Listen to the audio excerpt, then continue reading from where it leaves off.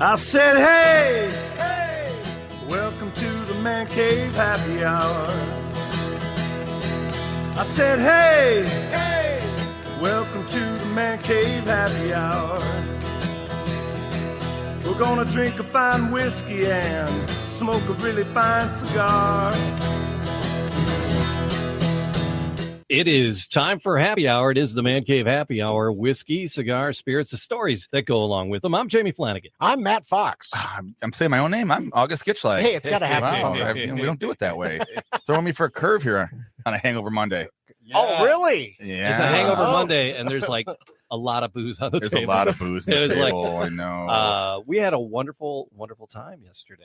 Our second wonderful time at the Whiskey Taco Foxtrot Whiskey Society event. Yes. So much fun. We brought him back. Yeah, the next day. Shampoo, rinse, and repeat. That's it. That's right. The old shampoo effect. That's it. Because it was a tasting. And so we're getting into the Redwood Empire spirits today. Mm-hmm. So that's where we're headed momentarily. But first, August, who do we drag along today? Well, we got our host from yesterday, who a voice you've heard on the podcast before, Charlie Sampson over here, good buddy of mine, who owns the proprietor of the place. Excellent. Welcome back, Charlie. Thank you guys for having me. And then we knew after that A, my. B, C's of Canadian whiskey event that we were gonna get Jennifer on this show at some point. Ooh, you iffered me. Yeah. Yes. Oh, am I supposed to if for you? It's just an N then? Just Jen. Just Jen? It's- yeah, Don't iffer. yeah. I will not get formal then. No, No Right. iffers. I'm a 2N Jen with a cherry on the end. We're good. Boom. That's it. So 2N Jen here we got, and her energy was infectious, and we're like, we got to find a way to get her on. So then I'm like, okay, it just worked out that she had a new spirit, and we could make some phone calls and some text messages, and get hooked up with the Redwood Empire folks. So, again. but the way Jen sold this yesterday, it was like you made this stuff. I mean, you are so good at what you do. It's weird. We have to have her sit down and tell this story about these spirits and the company and everything, because you sold it. It's just so amazingly well. I was so informed. Thank you. And but she's like, you know what? I'm going to throw a trump card on that, and we're going to bring one of the owners in. Yeah, Master Distiller. Yeah. So Jeff Duckhorn is the master distiller. Yay. Hey, Jeff. Welcome into the Man Cave. Welcome to Make It. How's it going? Excellent. So yeah, it's like she's like, I can go one better. I will bring the master distiller to you. So we ran through these yesterday, but to be honest, we were eating a lot of Mexican food. Yeah. There were a couple margaritas down the gullet first. It's the way to do it. And More then than 6 cocktails that you had to try. and then I was told there was only going to be 6 cocktails. It was told there was be no math. It was just all math and booze. It was math and booze. I'm sorry, guys. So we wanted to give them an honest, thoughtful review and kind of dive into them again when we're not in the midst of the insanity of because you have a whiskey club at is that what is it? It's a whiskey club? Is that what you guys call it? Society. Whiskey Society. Yeah, Ooh, we're classy. Sounds better when you say society. Yeah. Doesn't it? And they have Cult. regular gatherings. And they do different things. They do how to make cocktails or tastings and just all kinds of just fun things with the club. And you really treat your the society, the Whiskey Society, and you really treat the folks well. And yesterday the focus was on Redwood. So Well, we wanted to celebrate Earth Month. And I couldn't think of a better sustainable and also giving back to the planet than Redwood Empire out of California.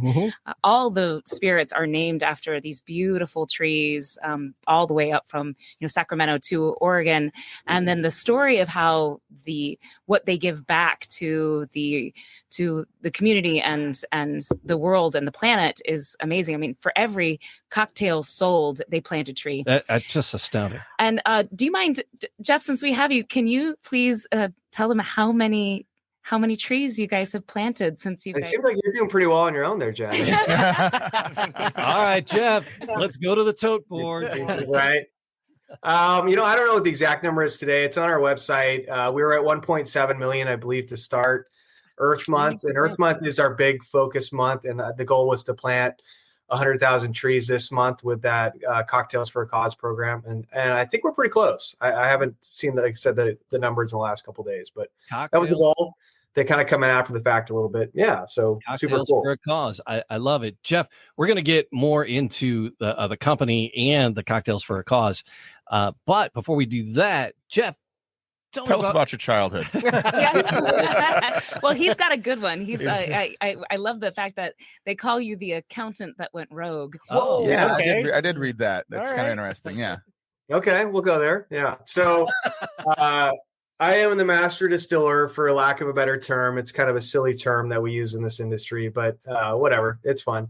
I have been doing it for a decade now, so I feel like I do know a little bit about what I'm doing, but it wasn't always that way. I started out working for our parent company. Purple was actually a wine company at the time, and we're now Purple Brands, and we're a family of brands. So we have wine brands, spirit brands. But back in 2012, our owner sold a big wine brand and got some money and wanted to reinvest in the industry and really wanted to diversify out into spirits. And so that's kind of where our company started talking about this realm of spirits and craft spirits in particular. And if you can think back to, kind of 2012, when things were just kind of starting to get going, and there was a lot of interest from the consumer standpoint and just a lot of fertile ground. And so in the company started talking about that. Personally, I'd been at the winery for a year and had been in other wineries doing accounting, and specifically mostly cost accounting. So super sexy stuff, like very exciting, number crunching spreadsheets, all that good stuff. So you got great Excel skills is what you're telling me. Oh yeah. Mean pivot tables for sure. Yeah. VLOOKUPs, all that good stuff. Yeah. But as most of us people that sit at computers all day I do have some creative outlets, and I love to make things, and I love to go home and play in my garden and grow things. And I love fermentations of all kinds. And so this talk of a distillery started happening, and I was like, this is a perfect time to pivot out of accounting, because I was ready to kind of take on a new challenge. And I still love my numbers, but was wanting to do something a little bit more in production and actually, the process and the making. And so I quickly raised my hand and said, I want to be involved in that. And they quickly said, what qualifications do you have? And I said, well, I like to drink whiskey, and truth be told, I've been making beer for many, many years, probably before I could legally drink beer. And I love, making stuff. And so I started bringing in my wares and my home brew and my bread, and people at first were like, no, I don't want to touch that stuff. I might get poisoned. And I said, no, and one of my buddies, I was working there at the time, and he kind of helped pay my way in there. And so I got on the radar, so to speak. And I got our owner actually, knowing who I was, which was always step one, trying to remap yourself. And then I kind of just started insinuating myself in the conversation. Took us a couple of years to get built out. Things went a little bit different than we'd planned with our day one distiller. And there happened to be an opportunity when we got going in 2015. And I was the guy in the corner, just like, put me in, coach. Right.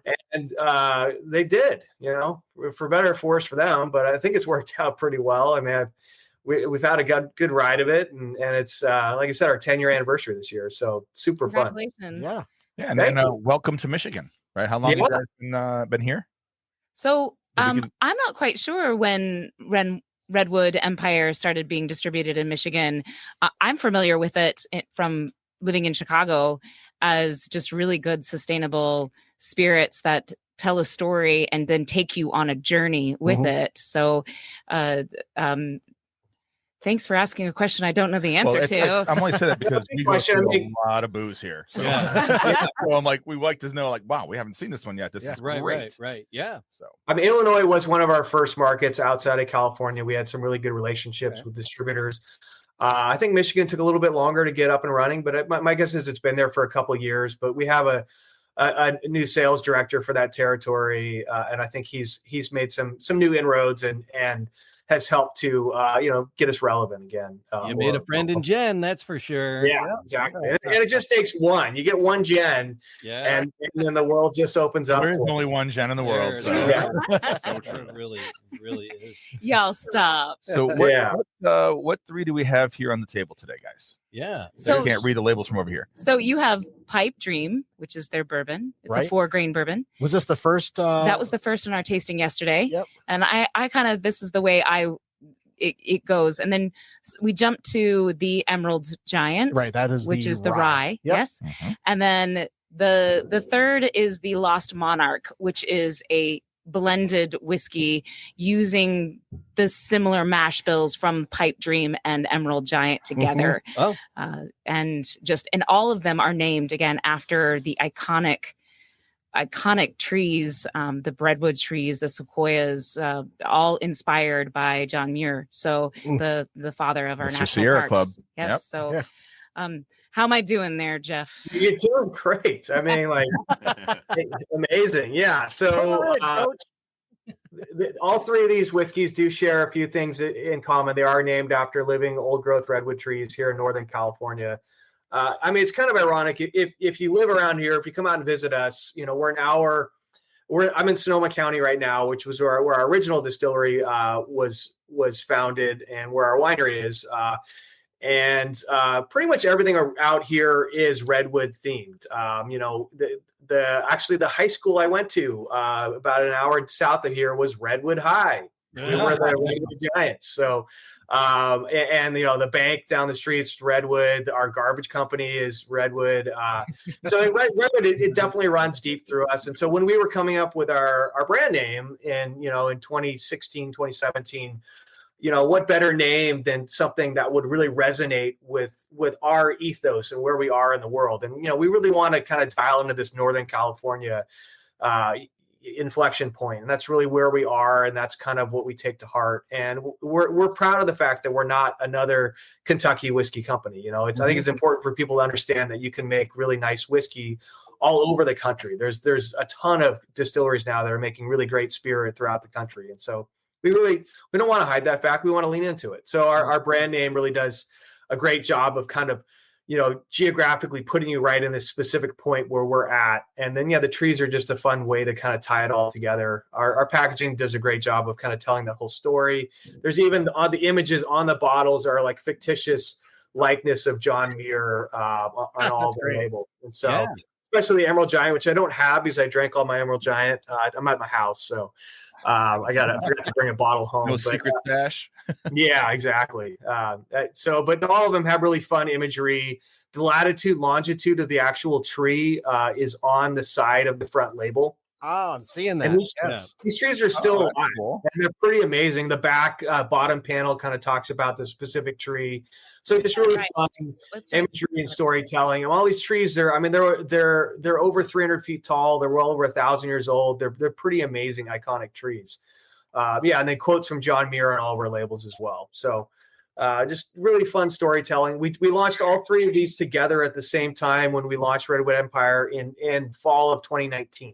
And so that's really kind of where our brand came to be. And we can all think back to 2019, a little different world back then. A little bit.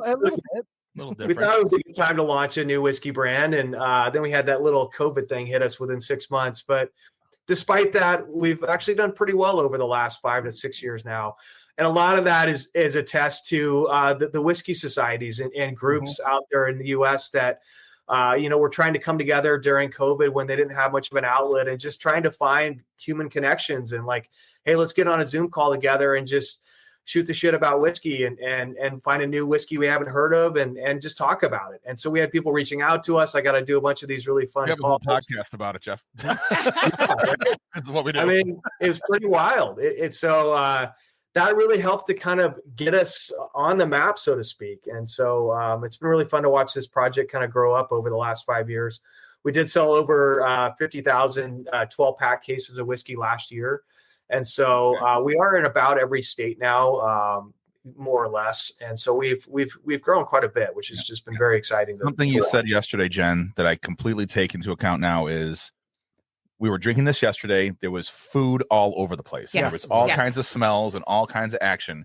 And does taste like a different spirit today than it did yeah, yesterday. I mean, taking the temperature of everybody around the room yesterday was completely different. Some people were like, "Oh, this doesn't really stand up," and I was like, "Well, yeah, this girl next to you is eating like a chorizo burrito, and that's all I can smell when I get over here. I can just smell."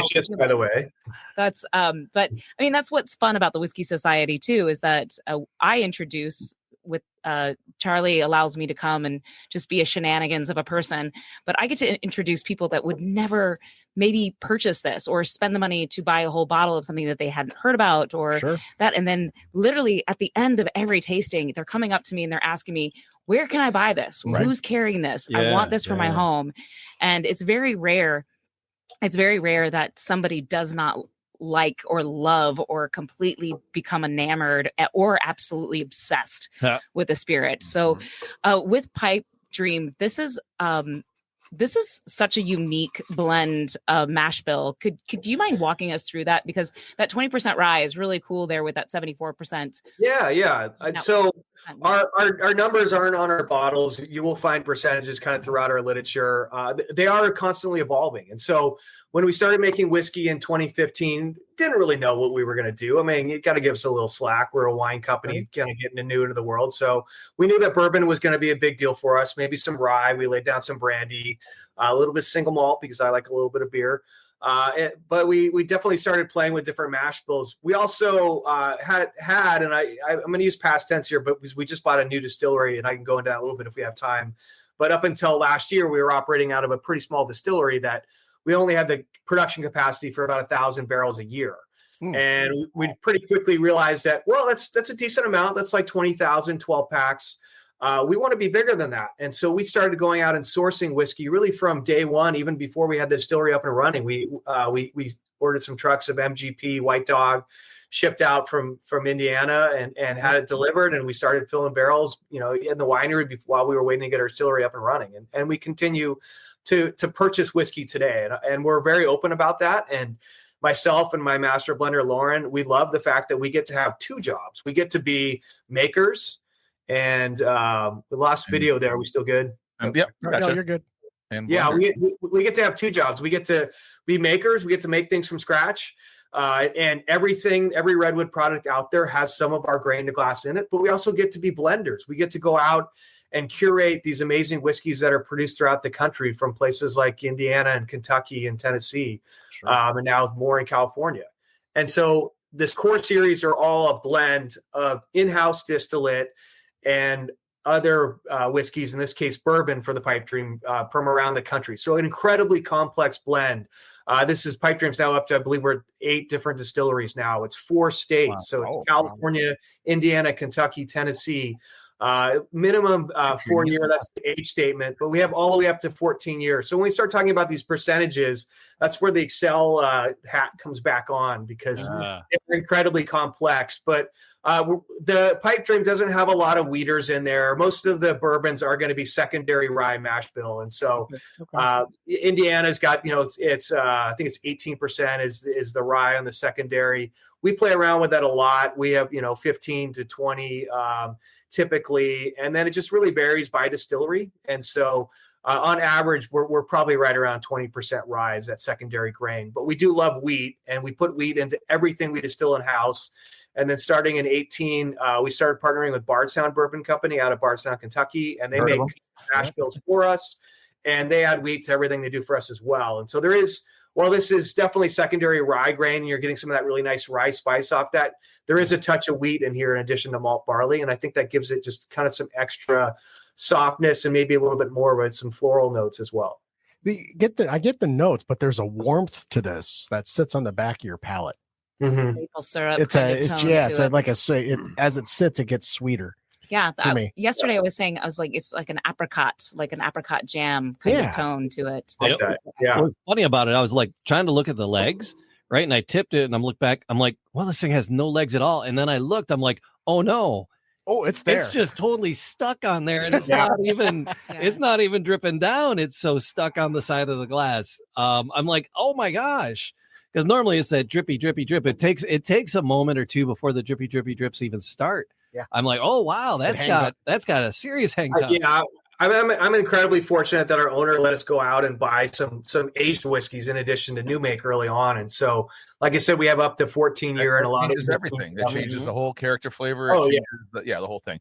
This I've never been afraid of blended whiskeys. People are snobs about their single batches, their small batches, or one-offs. I love a good, consistent blended whiskey. You are going to stand by that for as long as you live. Yes. Yeah, I tout it every time we drink blended whiskeys. Yeah, I think this is their Pipe Dream also comes in cask strength. It comes in bottled and bond, so this heavy duty stuff. What we're drinking is the core, but they do have limited series. They do have their cask strength series, which are just keep the nerds happy and have a good house. Super excited, like Screaming Titans and Rocket Top, just really, really unique. Again, also. What is the percentage on that? 45. 45? Okay. Yes. 45. Coming in. Our cask strengths are around 115, 116 proof. We have a Pipe Dream 101 now that I think is a really nice kind of beer. That's really fun. It's obviously 101 proof, but it's also 5-year minimum. It's got more of our grain to glass in it, and that one is just hitting retail now, and it's a really fun kind of in betweener. And then we do seasonal releases. Because we love to play at the distillery and we want to show that off. So we do a bottle and bond release every year that by definition is 100% from us. Mm-hmm. And that's different every year. And the back label has the exact percentages of each batch. So really fun. We have this beautiful array of whiskeys now, but these three that you have in front of you are a great entry point for people to get into the Redwood Empire because they just show off kind of the breadth of what we do through these three beautiful expressions. And the goal is for them to taste differently. And so as we taste through them, I hope we get there. Yeah, and these aren't like $80, $90 bottles either. They're priced to drink. Yeah. Where are we at with these basically? Usually around 35, 40. Yeah. Yep. That's what I looked at. I looked it up online. It was about $35 or $38 bottle for the. Yeah. Our national average is right at 35. Yeah. That's wonderful. Cause you can't get a Buffalo Trace for that anymore. No. You can't get Buffalo Trace anyway. We don't need a buffalo. We got a tree. So that's true. That first one was spicy. No bison tears. Yeah, let's say there was a warmth on the first one. Yeah, there was. I was getting the rye on that. Now this one is the rye. The rye. Okay, so that's the one I don't have in front of me, but I have. Truth be told, sampled it once or twice. You've had a couple. You've had a dram or two. You don't say. You dabble. I think I can speak pretty intelligently to it. I love a big high rye. When we're talking about rye whiskey, I want to really ramp up the rye. I mean, we got to bring in that 95% MGP rye. I love that. I love the wintergreen, the dill, the spice box elements of that. I like a little bit more oomph in my pores. And so I love that. When it came time for us to do our own mash bill for rye, we added 5% wheat to it. So we're 90% rye, 5 barley, 5 wheat. And then Bardstown does that for us as well. And so the Emerald Giant you have in your glass, at this point, you're probably pushing around 3% wheat. So just a touch of wheat and just a little bit over 90% rye. No corn was harmed in the making of this whiskey. I always go and look up. I always go look up some of the Whiskey Nerds reviews, and they always come up with some crazy analogies for what you're tasting. Right. What was this one? My favorite one about this is I said it has notes of freshly clipped scallions. Oh, I'm like, okay. Because I'm getting green. I get that green, grassy, greeny, and I could see how that could be grassy or a greeny scallion. Herbaceous. I've never heard that in a whiskey review, though. That's why I thought it was worth mentioning. But Jeff, you said something, and you said the word dill. Dill. Yeah. You said dill, and that's something I don't think I've ever heard anybody specify that they feel dill in a bourbon. In whiskey, Well, this is a rye. And this is a rye. Yeah, so I get a lot of almost in the nose. I haven't sipped it yet, but in the nose, I'm now for the first time smelling eucalyptus. Oh wow! In a way that's just really, really exciting. But still having that nice carriage of brown sugar in the tone. Orange marmalade, something that I definitely get on that a lot. That's probably because your spirit animal is a koala. Oh.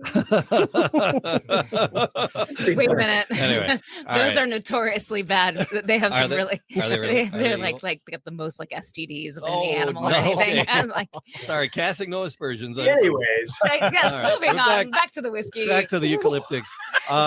You're bringing koala STDs into this. I know that was not on my bingo card. Well, that was not my tasting notes. Thank you, I'm gonna gentlemen. have to look that one up. I'm going to be exiting here now.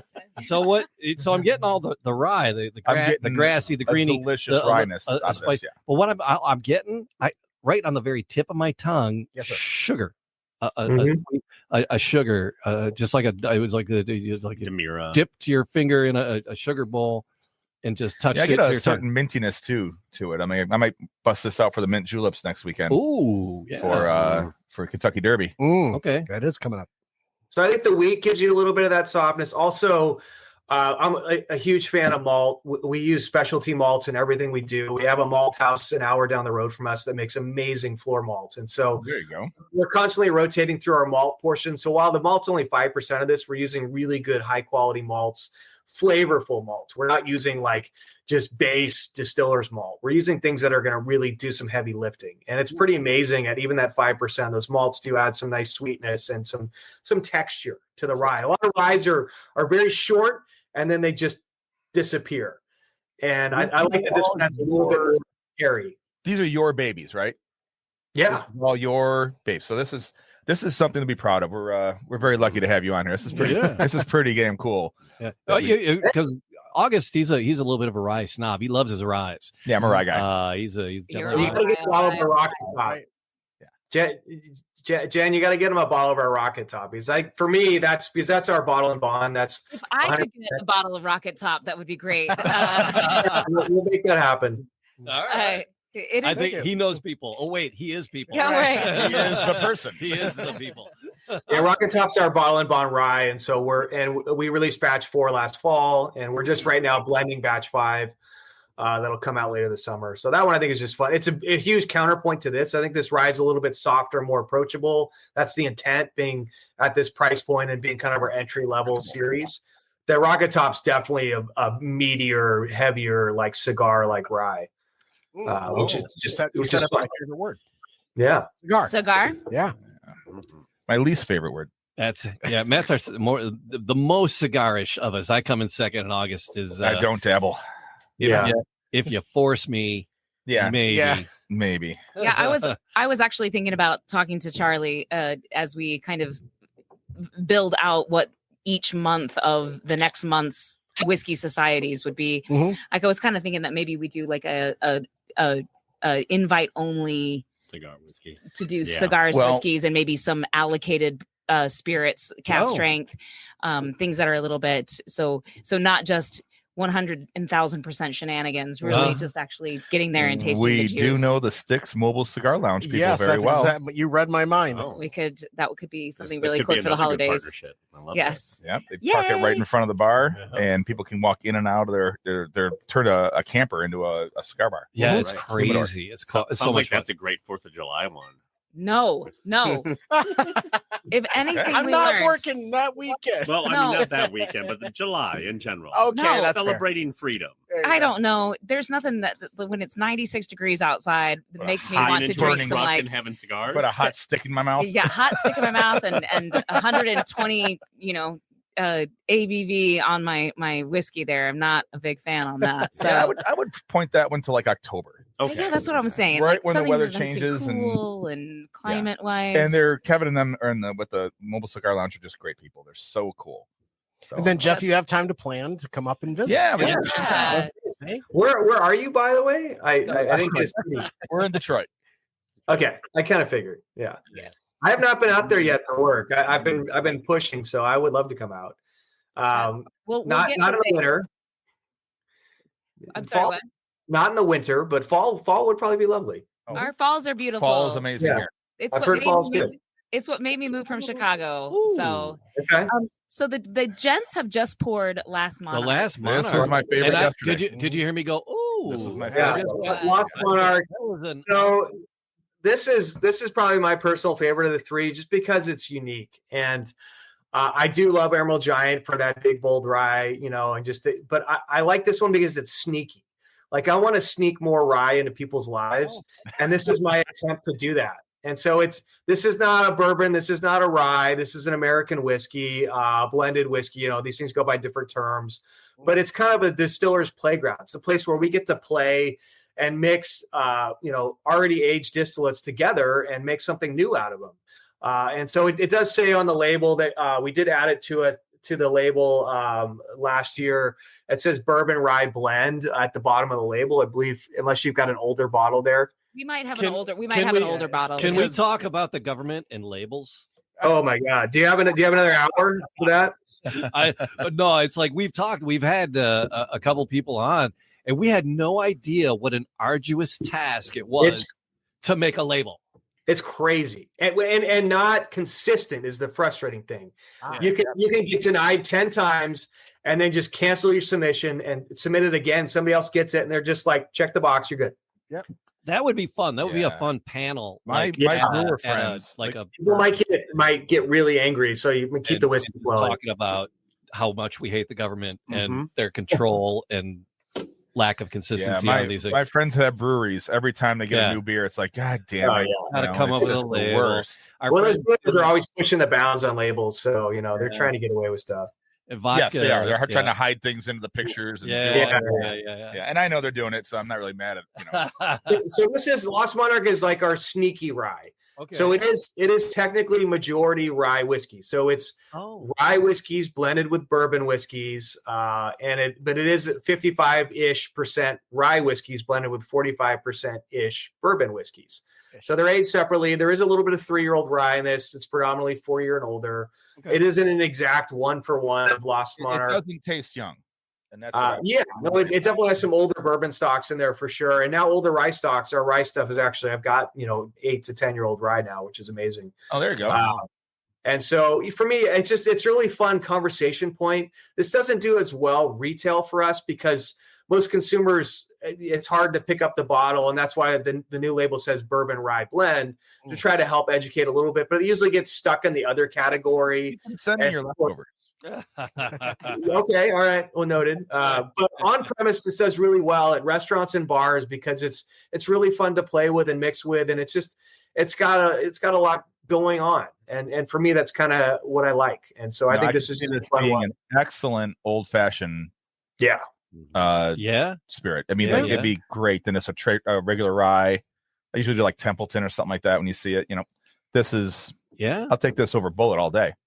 Oh, for I'll sure. take For sure. anything over Bullet. But You must not sell it. So that's why you hate it. But no. I just have opinions. That's all. Yeah, you're allowed to. I'm with you. I'm with you, sister. This thing, when we did our cocktail competition yesterday, I was really surprised. Nobody chose this for the base No, they spirit. didn't. Yeah, no one They did. only chose Pipe Dream and Emerald Giant because I do think, like what he said, is that it's hard for people to wrap their minds around when they see the word just American whiskey or blend or whatever. They think that somehow they're being shortchanged. You're absolutely right. That's the flavor profiles that's the or thing. authenticity or artistry. But in fact, this is the complete all of those things. This is being authentic to the spirit, but then also having innovation and really like unlocking and tapping into just creation in general. Well, So I put this up there, and I can't wait to hear your opinion on this one because I'm going to drop another brand.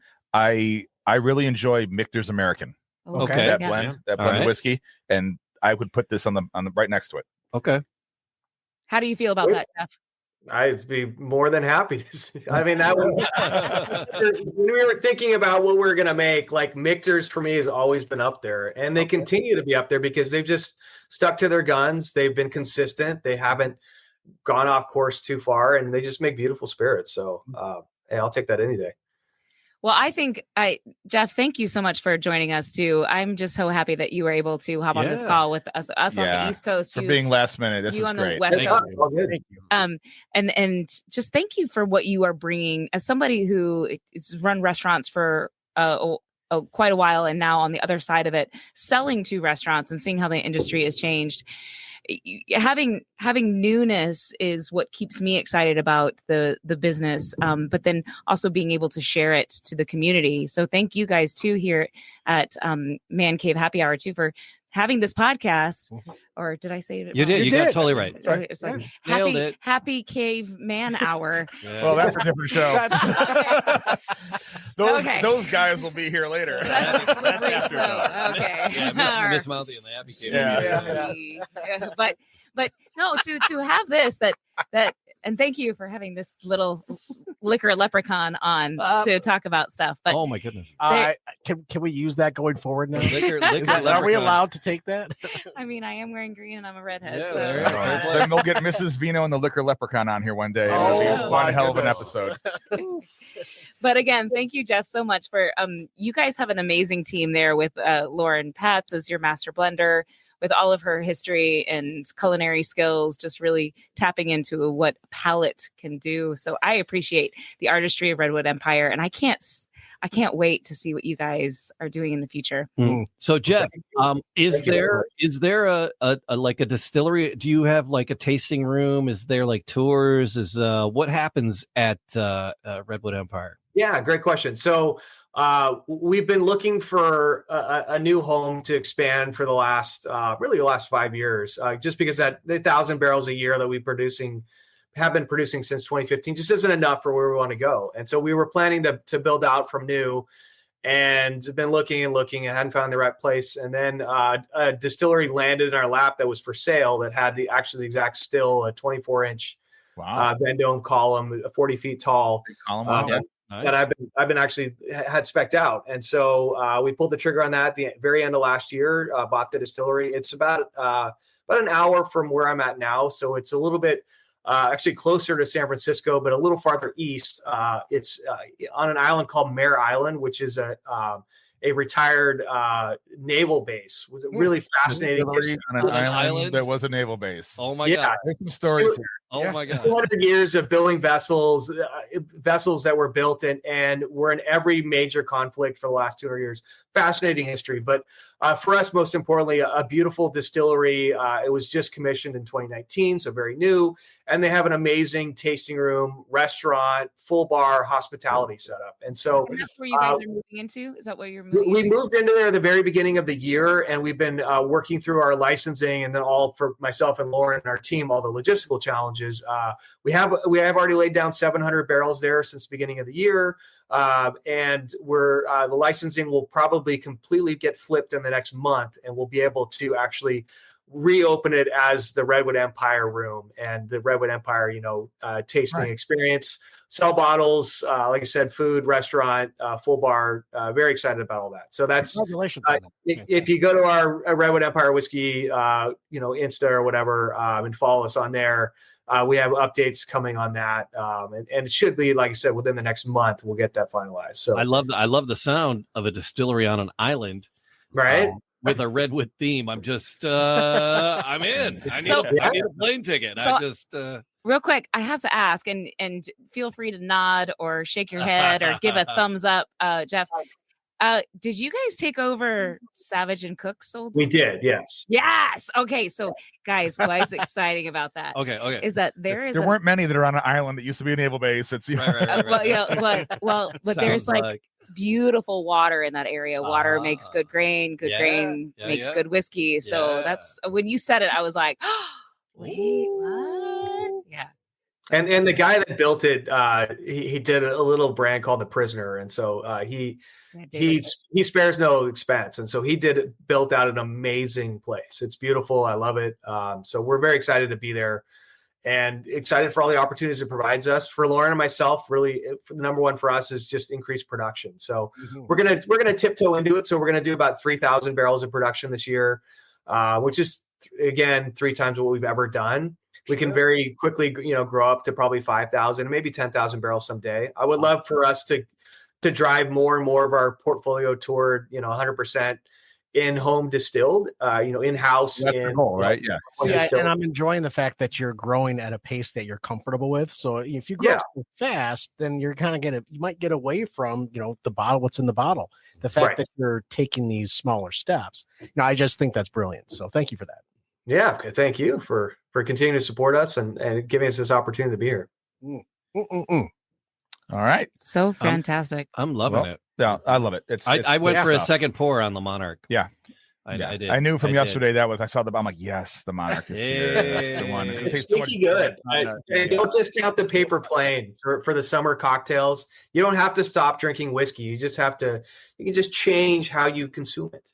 And we tasted a lot of people yesterday. I mean, August, you hated it because you kept saying it was sweet, but I looked at it and I was like, these are porch pounders. I just had to say something obnoxious in front of people on the microphone to make them laugh. Okay, all right. If you had a ladle at a baby shower, this would be delicious. You know, I had stuff like that. You know, I was being a jerk. But, and it was my girlfriend's cocktail, so I couldn't let it win. What was it? What was the cocktail? It was basically the old take on the summer of the lemonade and bourbon it was cocktails. like a Lynchburg lemonade. Yeah, like Lynchburg lemonade with a lot of raspberries and blueberries in there and stuff. Yeah. But it tasted delicious, and I You're right, porch pounder. I said my porch nickname pounder. in college. Yeah, it's porch pounder. You had to get that in there, didn't you? I always got to get in every episode. Goodness. Well, I mean, but the thing is that these drinks are so versatile. Whether it's iconic old fashioned, whether you're putting it with a little coffee liqueur and making a revolver, which is what the cocktail that won yesterday, Jeff, was a Emerald Giant with a coffee liqueur. A Guinness float. Yeah, the Guinness froth was interesting. The Guinness float. That's what kind of took it over the top. For me. And pretty sweet. Yeah, and black walnut bitters, Aztec chocolate bitters, and the cocktail name though was really cool. We did a whole hippie theme in line with Hug a Tree, Earth Month, and the cocktail name was "All the Leaves Are Brown." And the rye is great. Yeah. Yeah. The rye is great. Yeah. Great. Yeah. It was an all around that they nailed it on presentation and name and the whole thing and taste. So, it was a good cocktail. It was a good one.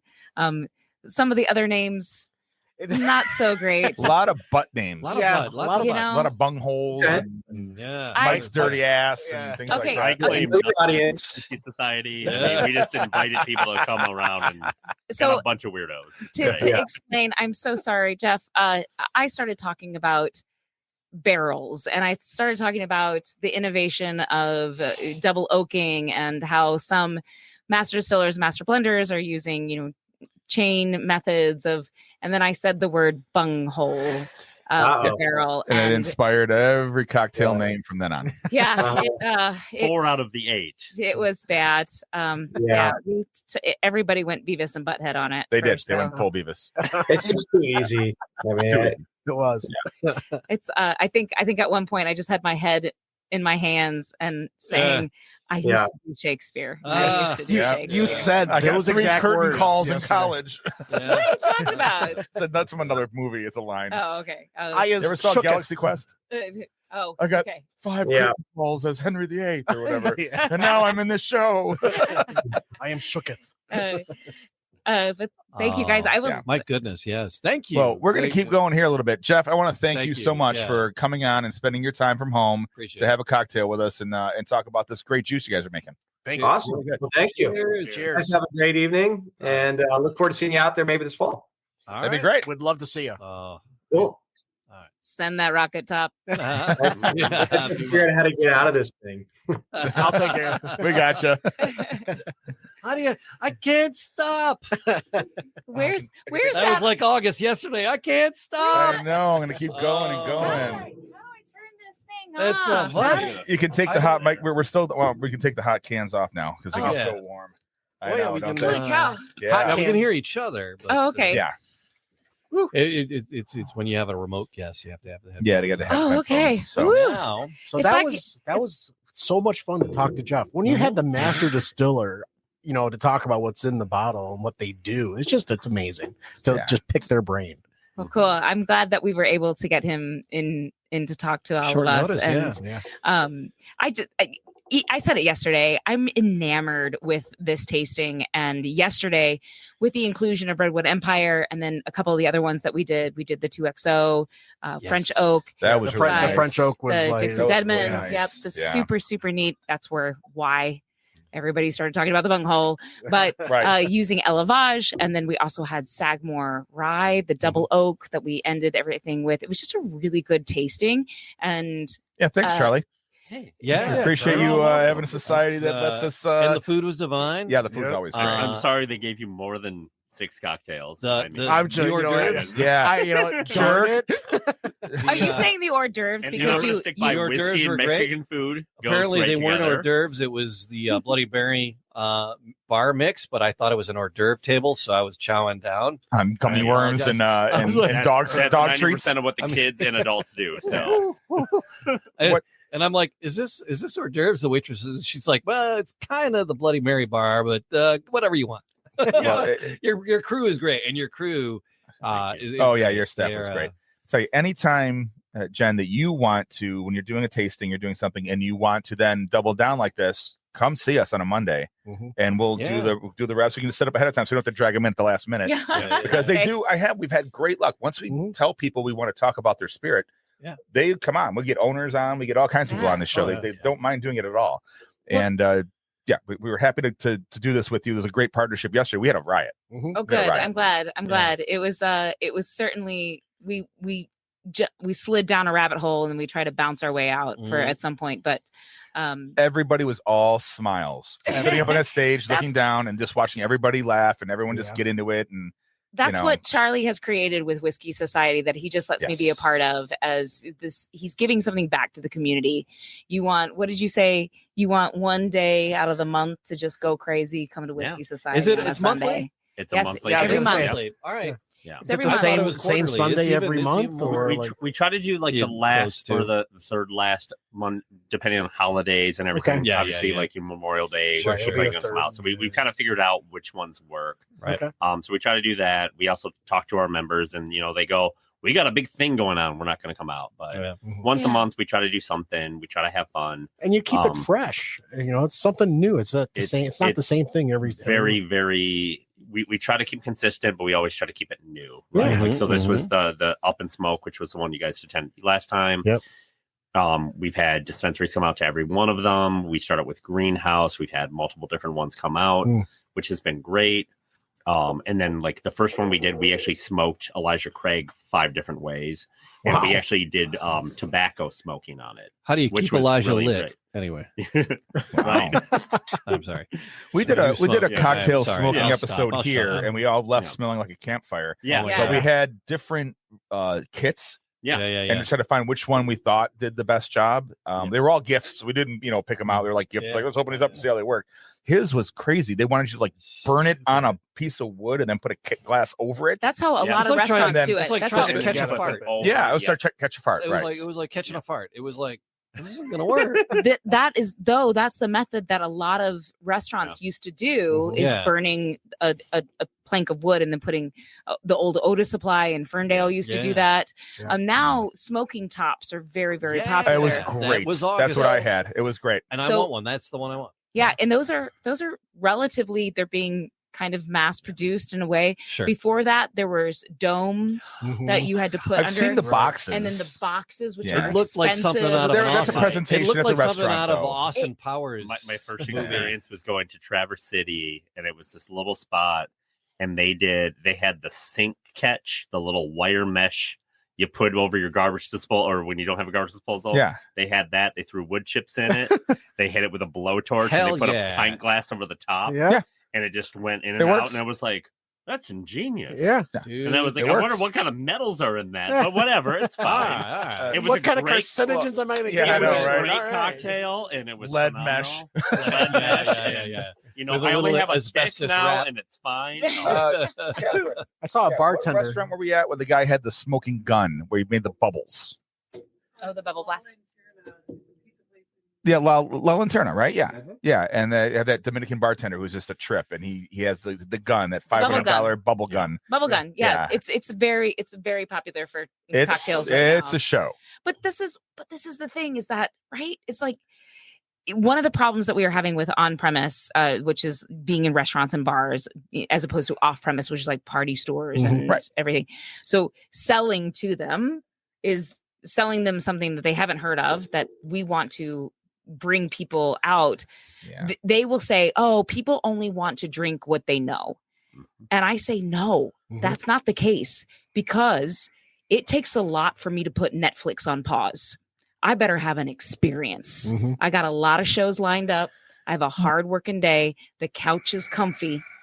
And you better, if I'm going out and I'm spending my Benjamins or whatever, I need to get a good bang for my buck. We've sat with party store owners, and they brought us their barrel picks, and they brought us their stuff, and they sell out of their barrel picks. Yeah. And it can be something that no one's heard of, like Old Soul, a Mississippi whiskey that we had never heard of. That was one of the greatest things we ever had. Once we tasted it, oh my God, people, they couldn't keep it. It's like gone.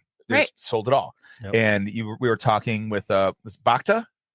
Was that when we were at their event, and the party store owner's like, 10 years ago, a rye whiskey was nothing. Now I need more shelf space. Yeah. They won't. We couldn't sell a rye whiskey 10 years ago. 2016 is really when we started seeing the emergence of rye with mixologists and bartenders knowing that it brings something to the party when I'm creating cocktails, whereas those weeded styles and soft corns, those are great. Just we're like whatever, but the rye really does bring something big to the party. All the heavy hitting mixologists will tell you is like, oh, I need bottled and bond. I want the higher proof. Oh yeah, really and that's what the leather apron crowd. Yes, for sure.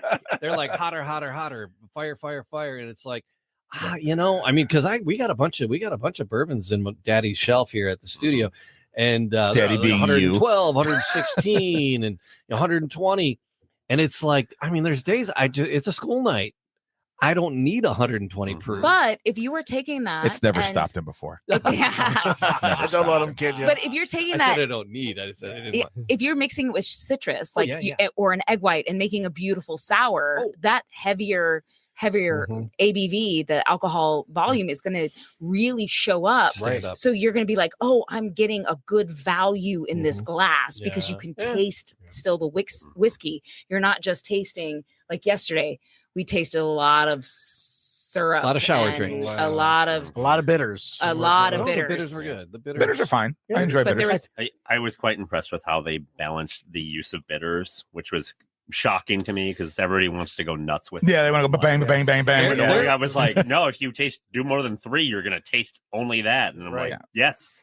Thank you. You've taught them well. They're the members of your society for a reason. Yeah. There wasn't one of the cocktails that I needed a spit jug for.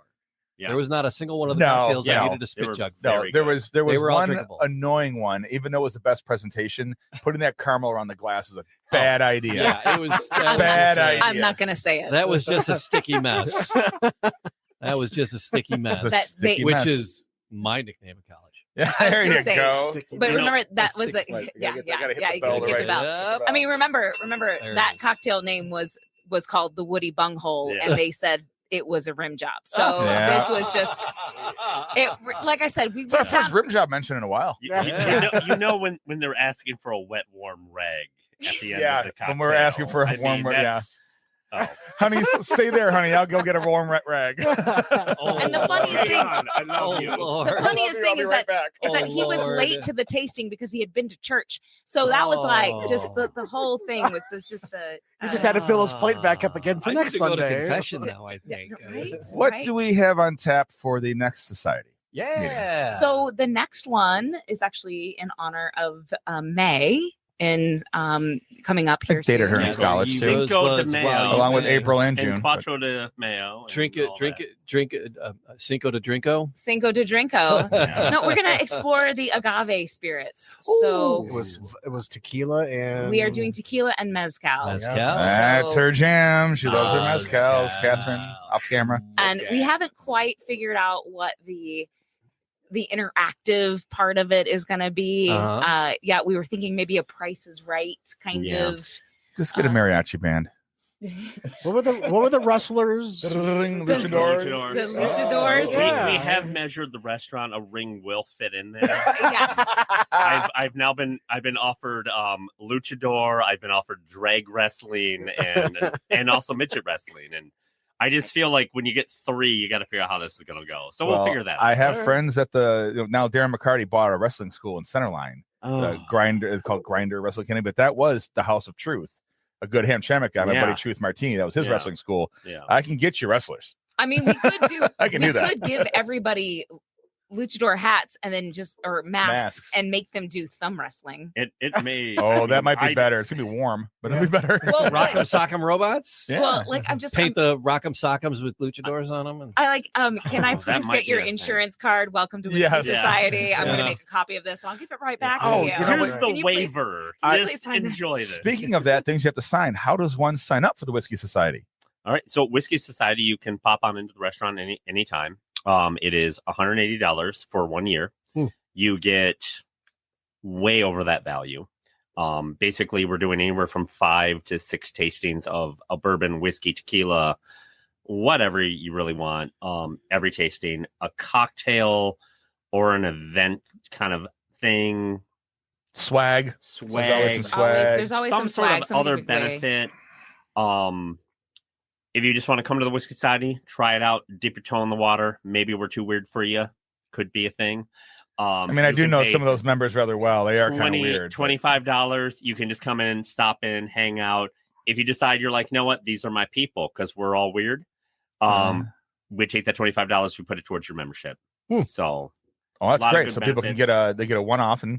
All right, I like it. You get to sample, a little free sample. That's what's wrong with that. We try to drive that. It's community. It's doing the whole like. We've had so many groups that have been friends now that like they come in, they sit together, they hang out. That they're, we have a DJ, we've got realtors. Dude, I've experienced it.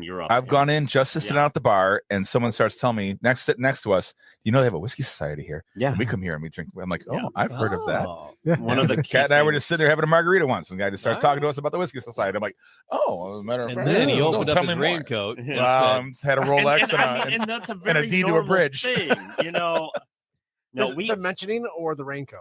Okay, the raincoat. Oh, okay. and also the mentioning. Okay. A little bit of both. Yeah. No, we opened up Whiskey Taco during the pandemic. We went community focused because that's what we have to do to survive. Yeah. We threw chalk out in the front of the store. We were like, go home, chalk your driveway. We were Montage Grill at that time because we didn't have money to buy a sign to put it up because we thought we were going to have a bar, and then we had a pandemic. And we had people go out, they would put, Montage Grill. We did a whole thing where basically we judged all the stuff. Everybody got basically a free to-go meal during that time. But it was community focused. We worked with Avalon Housing. Avalon Housing in Ann Arbor was like, we need food. We have money. I was like, what do you guys want? Tell me what the budget is. We'll make it happen. We were driving 200 to 300 burritos out to Ann Arbor every week just to feed Avalon Housing. It was all about community, and that's what really started us and kind of getting us into this. You've been incredibly generous. Anytime I do my goofy fundraisers, and anytime I ask Charlie for gift cards, he's like, "What do you need? How many you need? How many you want? How do you want me to sign it? What do you want me to do? We give you whatever you need." And it's just been great. Do you guys have a food truck now? We do have a food truck. You do have a food truck, so you do some off-site catering stuff. I thought you said doo-doo. Dude. Well, it's not really a bell. It wasn't dirty enough to be as much as we can. Sorry. We love the private parties. You call us, book us up. We'll come. We'll hang out at your private party. We actually kind of do. Basically, we run it as a separate kitchen. We'll come and serve your party. If you want to work right off the truck, we have that option as well. We got a good contract with Ford, so we're out there about once a month or twice a month doing product development center over in Dearborn. Oh, which wow. has been great. Is it flat rate or is it based on the number of people? That one, they just come out and they buy. Okay. With house parties, we like to do kind of flat rates with people, which, like we kind of look at that in $2,000. You can come out, we'll serve, about 100 some people and kind of get you going that way. That's fair. And everything is being made fresh. That's what I love about Whiskey Taco is that he's getting tortillas, chopping the corn tortillas to make his tortilla chips. He's not just buying bags. Those were delicious yesterday. They're so crispy and crunchy. And as someone who grew up in Texas and transplant and lived in Little Puerto Rico in Chicago, and then moved here to Michigan, I know a thing or two about Mexican food. So their salsa, it's all being it's all fresh veg. When is that chicken parm taco coming back? So that was my jam. The chicken parm taco is always available. We have all the ingredients. Off menu. It's a secret menu. Oh, secret menu.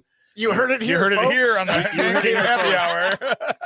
I love it. We only sold 200 in a year, and I'm assuming it was to you. So I apologize that I took it off. It is available. We can make it any time. It's such a fun taco. It's one of my favorites. It was just delicious. I was like, this is just great. It's brilliant. we were honestly pushing wine, and that's how that taco developed. Because I was like, well, what goes with wine? Well, chicken parmesan. Of course, the most fancy thing to go with wine. That's right. And so we did the chicken parm taco. So yeah.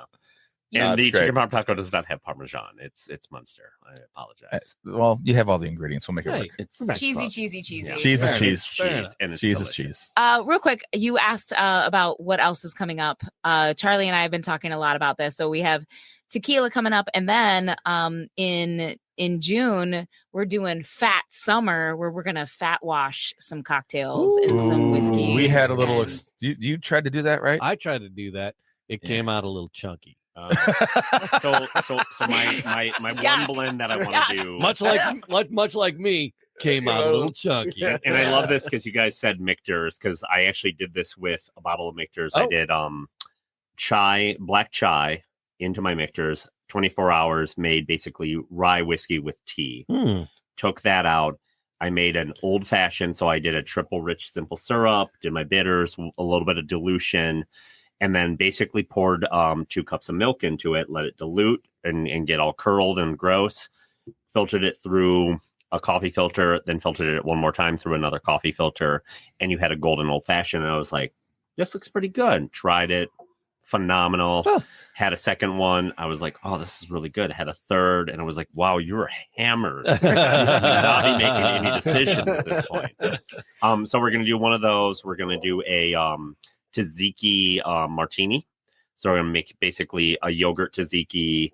I'm going to filter some gin through it, and then we're going to make a martini out of that, which would ideally work out great. And we're going to do that this month just to make sure that it works out great. Best intentions. Right. Best intentions, but I want to make sure they're good, because it's a very fun thing if you can do it right. If you mess it up, it's gross. It is definitely. That's a fine line that it's a very fine line, and filtering is very important. So I found that out. What is that milk alcohol they make where you could like ferment milk and it comes out clear? So clarified milk punch. That's it. Milk Clarified punch. Milk punch. Yes. That's what it's and called. honestly, we should probably do something like that too, like a rum punch, a clarified milk rum. Speaking punch. of rum, though, too, I think that rum is another whiskey society, because there's so many beautiful rums that really have a bad rap, and finished in whiskey, finished in rye, finished in cognac. There's just so many different rums out there that drink like bourbon. They do drink like bourbons. Right. I have one of my good friends, Catherine and I spend a lot of time at Tokororo down Eastern Market, which has 128 rums, honey. I think it is 120. And they've been introducing me. So this is the difference between a Panamanian rum and you can go island hopping. Yeah, and all these different blends. I'm like, geez, I can't even keep up. So there's a lot of unexplored rum action out there in the Michigan spirits palette, I feel. I'm trying to do my job. Literally, when I moved here, I saw a lot of gaps in people's back bars. And I noticed that there was still just a lot of basic rum out there, but people were trying to be a craft bar spot. And I was like, what? Why? You need more than Bacardi. You got. I mean, Kraken's great, but you need more. You need more than Bacardi. You need more than Malibu. There are other things Captain out Morgan's, there, and Captain Morgan's, Sailor Jerry's, and which are they are great. They're great if you're sitting on a beach or the guys, Kraken. I love my dark and my stormies. Kraken. I love Kraken. But there's just others, like a lot of love, like Florida Cagna is really great, but Diplomatico, Bamboo, Plantation or Plantaray. There's a bottle of Pirate and Pilar. Papa's Pilar. Yeah, there's a bottle of that at my I love that. PLAV post 6, and I'm the only one that drinks it. But it's back there. They always replace it because it's me. That's my sipper when I go to the old Veterans Hall. That's Ernest Hemingway's estate family. That's the guys. We could do a whole show on that. We could do a. Guys, we haven't done a rum. We did a rum. It's been a couple of years. We did it at the whiskey. Well, we did it at Tokororo, and we did one on the patio at Whiskey in the Jar. Yeah, but it's been years. So yeah, we need a little rum. We're open the rum. We do a little rum. You could actually do rum and cigars too, because that's absolutely one of the best pairings. My opening cocktail here was the Appletons with a little bit of bitters. There you go. That's what I sipped on when I got here. Oh, did you put some bitters in it? Yeah. Oh, fair. I do every week. Yeah. Right. That's been my go-to lately. Well, thank you guys for having me. Oh, thank you for being here on short notice after a party yesterday. Yeah. That I'm still recovering from. No, this has been a pleasure. It's been absolutely amazing this evening. You guys here with us. hosts when you are at your place at the Whiskey Taco Foxtrot, and we hope we're fair hosts today. Yes, thank you. Thanks for coming in. Like, subscribe, leave a comment, do all the podcast things in all the podcast places. That is August Gitchlag. That's Matt Fox over there. He's sexy. Thanks, buddy. Yeah. And this is Jamie Flanagan. He's sexier than I am. Oh, he's got that voice, you know. Yeah, he does. Thank you, Jen. Thank you, Charlie. Thank you, guys. Thank you so much. Thank you. Cheers, everybody. Cheers, guys. Cheers. Salute. Good dings.